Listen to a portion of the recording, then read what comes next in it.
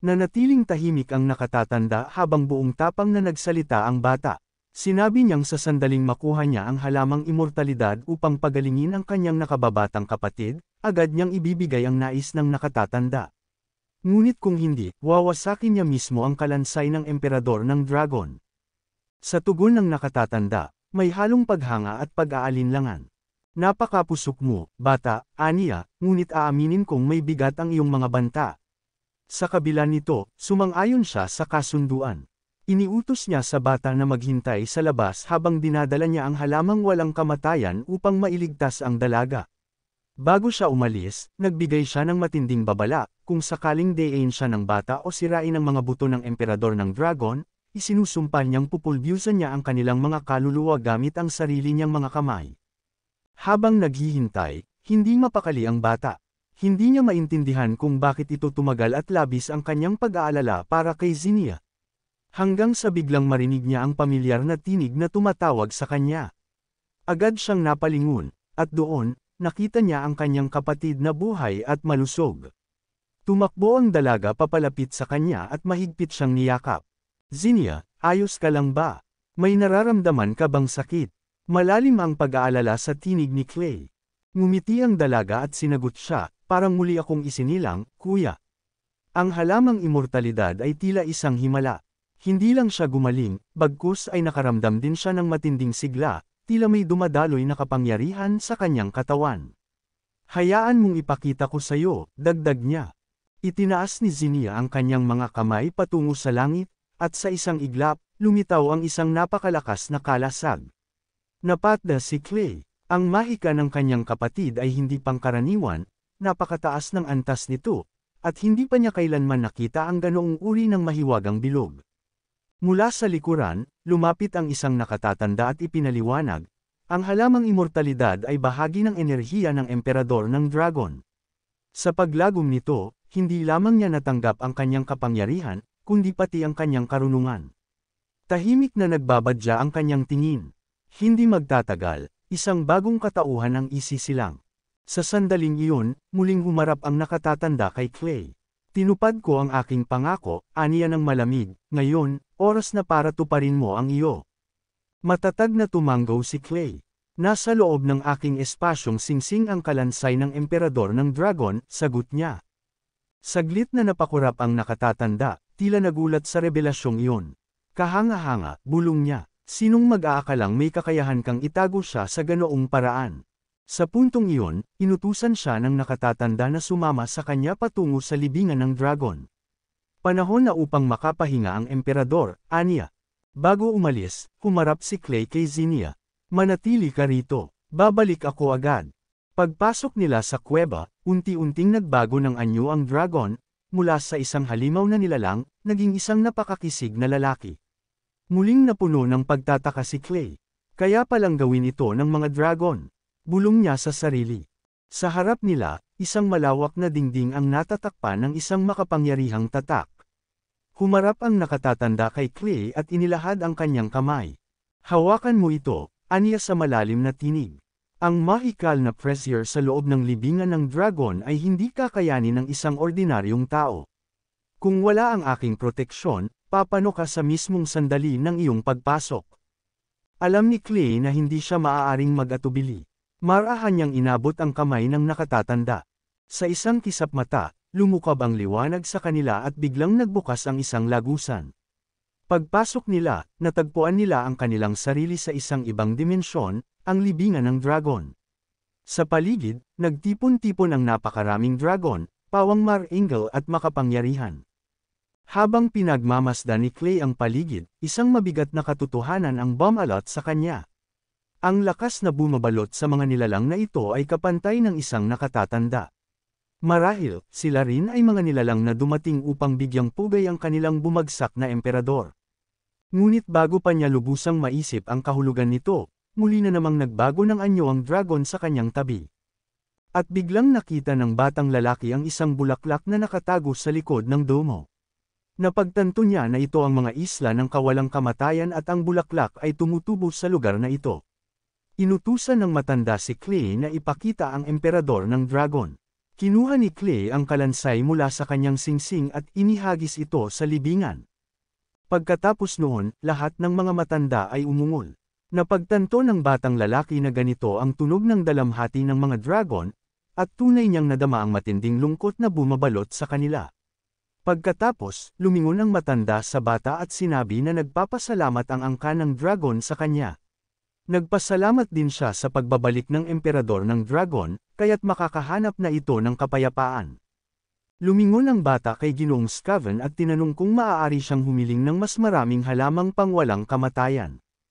Ipinaliwanag niya na ang kanyang mahika ay nakaselyo at naniniwala siyang makakatulong ang halamang ito upang alisin ang selyo. Bilang sagot, sinabi ng dragon na maaari lamang niyang payagan ang bata kung mayroon siyang isang bagay na kasing halaga ng mga buto ng emperador ng dragon, o kung susubukan niyang kunin ito ng mag-isa. Gayunpaman, pinaalalahanan siya ng matanda na sa sandaling lumampas siya sa mahiwagang harang, makakaharap niya ang Diyosa ng kamatayan. Maging ang matanda mismo ay makakakuha lamang ng limitadong dami. Sa halip na matakot, natuwa ang bata sa hamon at nagdesisyong subukan ito. Tumakas si Clay mula sa proteksyon na harang na ginawa ng matanda. Sinabi ng isa sa mga dragon kay Scaven na mamamatay ang ganid na batang ito, ngunit sumagot ang matanda na hindi ito dahil sa kasakiman. Bukod pa rito, siya mismo ang nagbigay ng pahintulot sa bata na subukan ito.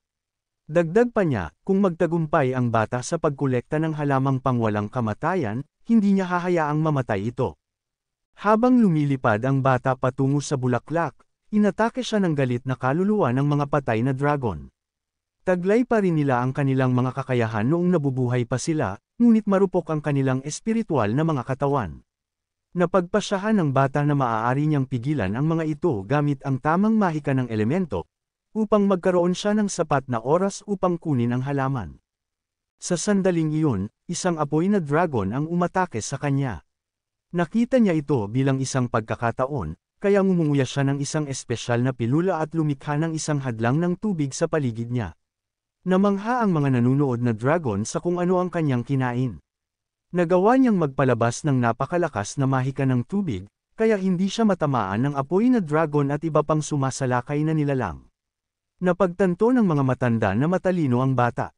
Sa wakas, narating ni Clay ang bulaklak at nagmadaling pitasin ito bago pa siya matamaan ng iba pang dragon. Ngunit nang gawin niya ito, biglang sumugod ang iba pang dragon upang siya'y atakihin. Sa mismong sandaling iyon, lumitaw si Ginoong Scaven at pinigilan ang pag-atake. Labis na natuwa ang bata na dumating ang matanda upang tulungan siya, dahil kung hindi, tiyak na patay na siya. Inamin ni Scaven na tinulungan niya ang bata hindi lamang upang protektahan ito kundi dahil na rin sa matinding kuryosidad. Nais niyang malaman kung ano ang kinain ng bata na nagbigay dito ng ganoong kalakas na mahika. Bilang tugon, ipinakita ng bata sa matanda ang isang maliit na bote at ipinaliwanag na ito ay mga eliksir na siya mismo ang lumikha.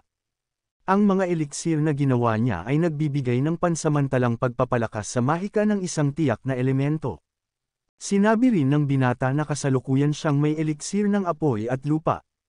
Ang tubig, gayunpaman, ay para sa ibang pagkakataon.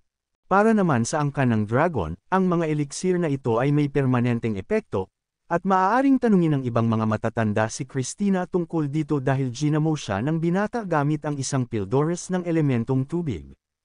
Labis na natuwa ang ibang matatanda nang marinig nila ito.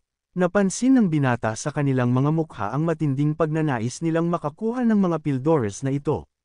Pati si matandang Scavet ay naging masigla at tinanong ang binata kung mayroon pa siyang natitirang eliksir, dahil marami sa mga dragon ang hindi na makausad pa sa kanilang pag-unlad matapos nilang maabot ang kanilang mga limitasyon. Bilang tugon, sinabi ng binata na hindi ganoon kadaling gawin ang mga eliksir na ito, at ginagawa lamang niya ang mga ito ayon sa order. Dagdag pa niya, kung ibibigay lang niya ito ng basta-basta, kailangan niyang magbayad ng malaking multa. Gayunpaman, handa siyang ipagpalit ang mga ito kapalit ng isang mahalagang bagay, at ang sinumang may pinakamataas na alok ang makakakuha ng eliksir.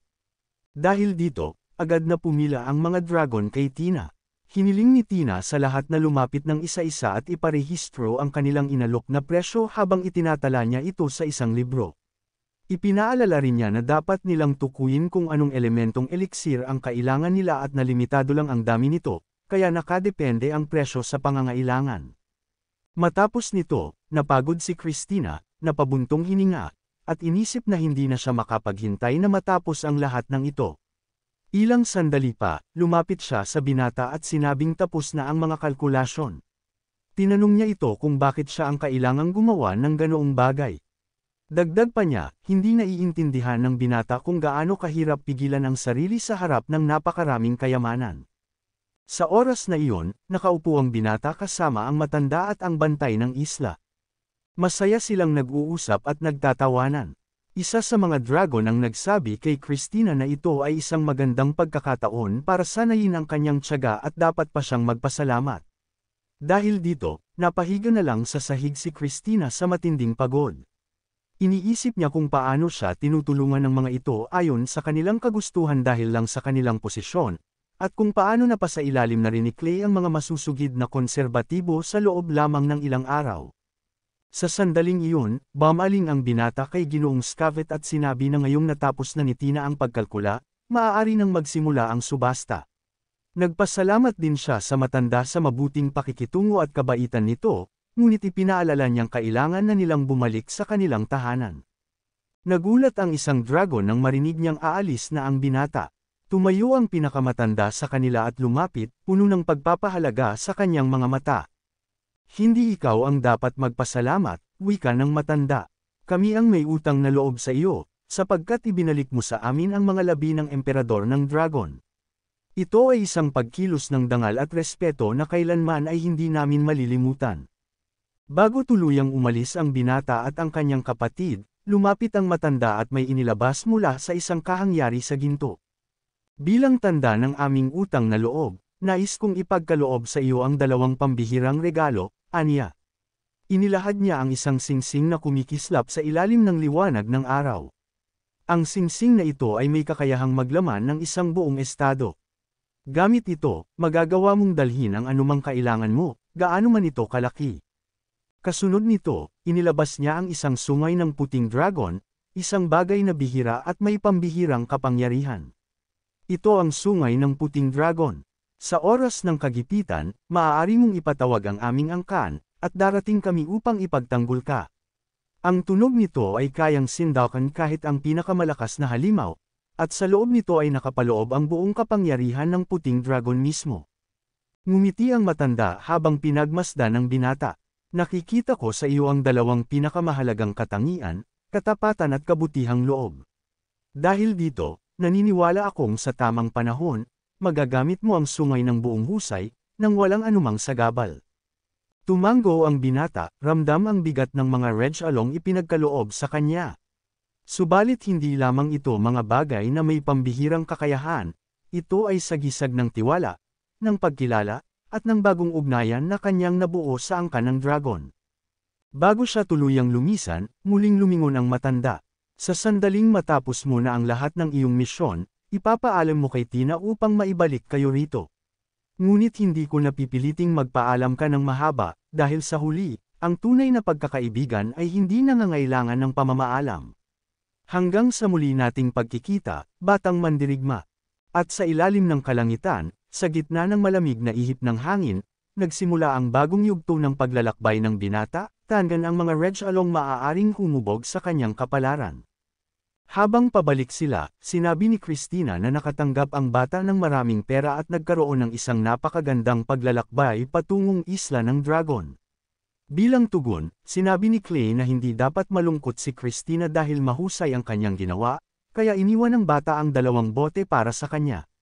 Nang marinig ito ni Christina, labis siyang natuwa at sinabi niyang alam niyang ang bata ang pinakamahusay.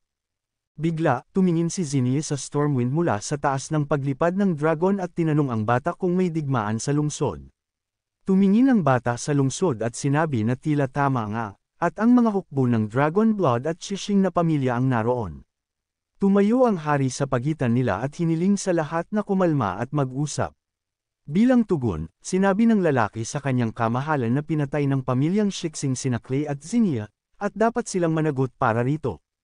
Biglang, tumangala ang lahat sa langit at nakita ang isang napakalaking dragon, at naroon sina Ginoong Clay at binibining Zinnia. Lumapag ang dragon, at nagtakbuhan ang lahat sa takot sa iba't ibang direksyon.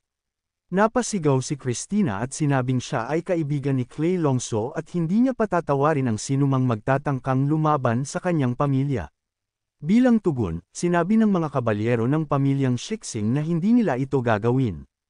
Nagulat ang hari na may isang bata na kayang kontrolin ang isang dragon. Niyakap ni Dar ang kanyang mga anak, at tinanong siya ni Zinio kung ano ang nangyayari. Bilang tugon, sinabi ng lalaki na lubos siyang natutuwa na buhay si Clay dahil inakala niyang pinatay siya at balak na niyang ipaghiganti ito. Pagkatapos noon, lumapit ang hari sa bata at sinabi na dumating siya sa tamang oras, kung hindi ay naging madugong labanan ang Stormwind. Humingi ng paumanhin ang bata sa hari at sinabing hindi niya inakala na aabot ito sa ganito. Sinabi rin niya na sila ni Zinnia ay talagang inatake ng pamilyang Shixing, at nagmamadali siyang dalhin ang kanyang nakababatang kapatid sa isla ng dragon kaya hindi na niya nagawang ipaalam ito sa pamilya. Matapos ang mga salitang ito, humarap ang hari kay Arsobispo Shixon at tinanong siya kung ano ang masasabi niya tungkol dito. Sinabi ng lalaki na ang bata ang unang pumasok sa lugar ng hadlang at nagkaroon ng isang kakilakilabot na hindi pagkakaunawaan. Bukod pa rito, buhay pa ang bata. Pagkatapos noon, lumapit ang lalaki sa kanyang kamahalan at bamulong na hindi siya dapat maging target nito dahil ang pamilya ng Dragon Blood ay may suporta ng Elf Clan, at ngayon ay nagawa rin ni Clay na makuha ang suporta ng Dragon Clan. Dagdag pa niya, mas mabuting asikasuhin ito ng kanyang kamahalan kung nais niyang mapanatili ang kanyang posisyon sa estado. Pagkatapos noon, bumaling ang hari kay Dar at sinabi na ito ay isang kakilakilabot na hindi pagkakaunawaan, ngunit hindi sila maaaring magdulot ng isang patayan dito. Sinabi ng lalaki na hindi niya maaaring suwayan ang utos ng kanyang kamahalan, kaya iuurong niya ang mga tropa, gayunpaman, hindi nila ito basta iiwanan. Sinang-ayunan ito ng hari dahil labis na natakot si Clay. Sa pagkakataong ito, hindi comfortable ang bata sa paraan ng pagtingin sa kanya ng hari dahil hindi naman sila malapit sa isa't isa. Sinabi ng hari sa bata na bilang kabayaran, napagpasyahan niyang gantimpalaan siya ng defense rating at bigyan din ng lupain sa lalawigan ng Borek. Labis na nagulat ang bata rito. Tinanong ng hari si Clay kung hindi ba siya sang-ayon dahil ang mga lupang ito ay katabi ng mga lupain ng mga elf, at sa tingin niya ay magugustuhan ito ng bata. Bilang tugon, ngumiti si Clay, sumang-ayon, at nagpasalamat sa kanyang kamahalan. Pagkatapos noon, inanunsyo ng hari na si Clay ang nag-iisang taga-Stormwind na nakatanggap ng titulo sa murang edad. Nagpasalamat ang ama ng bata sa hari, ngunit hindi siya mukhang masaya. Napagtanto ng bata na gano'n ang tingin ng kanyang ama na para bang hindi niya dapat tinanggap ito. Sa kalagitnaan ng gabi, isang iskandalo ang sumiklab sa ari-arian ng pamilya Dragon Blood. Nagulat si Ilya sa balitang pupunta ang kanyang anak sa lalawigan ng Borek. Sinigawan niya ang kanyang asawa na natakot ang hari dahil nakuha ni Clay ang suporta ng Dragon Clan, at halata naman ito. Tinanong niya ang kanyang asawa kung paano niya pinayagang tanggapin ni Clay ang naturang alok. Bilang tugon, sinabi ng lalaki na hindi iyon patas dahil ang bata mismo ang nagpasya, at wala siyang karapatang tumutol, lalo na sa harap ng hari. Tinanong ni Zinnia ang kanyang kapatid kung bakit galit si mama, dahil sa tingin niya ay wala namang masama sa pagtanggap ng bata sa titulo. Ngunit agad na sumagot si Clay, mabigat ang tinig, na ang tunay na problema ay hindi ang titulo kundi ang kalakip nitong lupaing ipinagkaloob sa kanya ng hari, ang malawak na lalawigan ng Borek. Nang marinig ito, napakulot ang noo ng bata. Alam niyang ang Borek ay isang masaganang lupain na may matabang lupaing sakahan, ngunit higit sa kalahati nito ay sakop ng isang sinaunang kagubatan, isang kagubatang elven na pinamamahayan ng mahiwagang nilalang, mababangas na hayop, at hindi mabilang na panganib. Noon niya lamang naunawaan ang tunay na dahilan ng galit ng kanyang ina. Ang ibinigay sa kanya ay hindi isang gantimpala mula sa hari, kundi isang bitag, isang paraan upang maitaboy siya palayo, o mas masahol pa, upang tuluyang mawala siya. Matalim ang tingin ni Elijah habang nagsalita, malamig ang kanyang tinig. Wala pang maharlikang ipinadala roon ang nakabalik ng buo. Ang iba ay bumalik na baldado, ngunit karamihan, hindi na kailanman nakabalik. Ramdam sa kanyang boses ang pinaghalong takot at galit. Hindi maaaring pumunta roon ang anak ko. Lumapit si Dar sa asawa niya, hinawakan ito sa balikat upang pakalmayan. Huwag ka nang umiyak, mahinahon niyang sabi, ngunit may pangakong bakal sa kanyang tinig. Napag-isipan ko na ito, sasabihin natin sa hari na kailangang pumasok pa sa akademya ang bata. Sa ganitong paraan, maaari nating tanggihan ang Regulo, nang hindi nagiging tahasang walang galang. Ngunit bago pa nila mapagpatuloy ang usapan, biglang bumukas ang pinto. Sandaling iyon, biglang pumasok sa silid ang ama ni Dar, galit na galit. Agad niyang sinigawan ng kanyang anak, sinasabing narinig niya na ipinadala ng hari si Clay sa Borek, ngunit wala itong ginawa upang pigilan ito. Sa harap ng matinding galit ng matanda, sumagot ang lalaki na lalo lamang siyang mahihirapang ayusin ang sitwasyon kung siya mismo ay tinadtad ng kanyang sariling ama.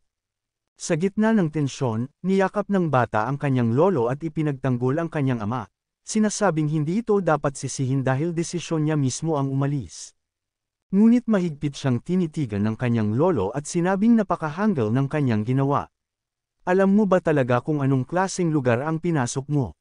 Tanong ng matanda. Malinaw ang sagot ni Clay, alam niya, at iyon mismo ang dahilan kung bakit gusto niyang pumunta roon.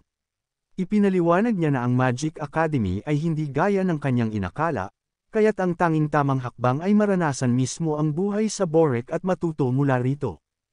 Hindi kumbinsido ang matanda, ngunit matatag si Clay.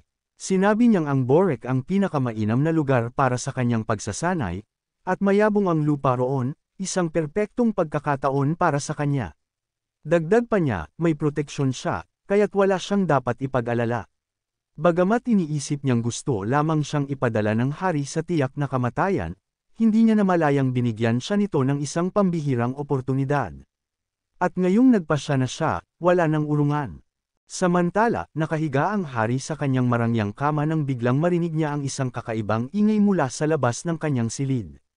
Agad siyang bumangon at lumapit sa bintana, at sa kanyang pagkagulat, nakita niya ang isang dambuhalang dragon na lumulutang sa himpapawid, halos abot kamay mula sa kanyang palasyo. Napaatras siya, dama ang pintig ng kanyang puso sa kaba. Ngunit bago pa siya makasigaw ng alarma, napansin niya ang isang figure na nakasakay sa likod ng dragon, si Clay. Mahal na hari, huwag kayong mag-alala, sigaw ni Clay habang hinahaplos ang leeg ng dragon. Wala kayong dapat ikatakot.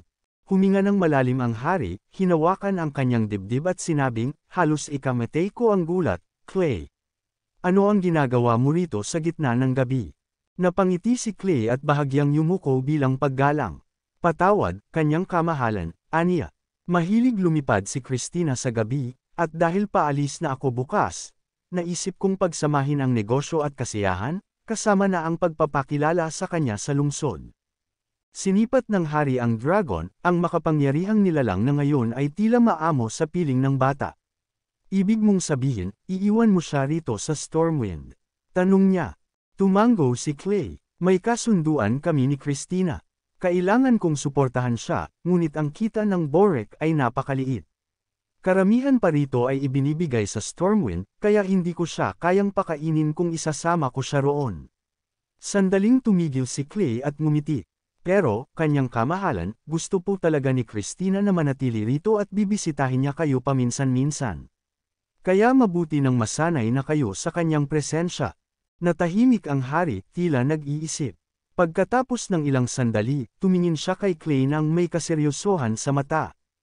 Hindi na kinakailangan, mariing tugon niya.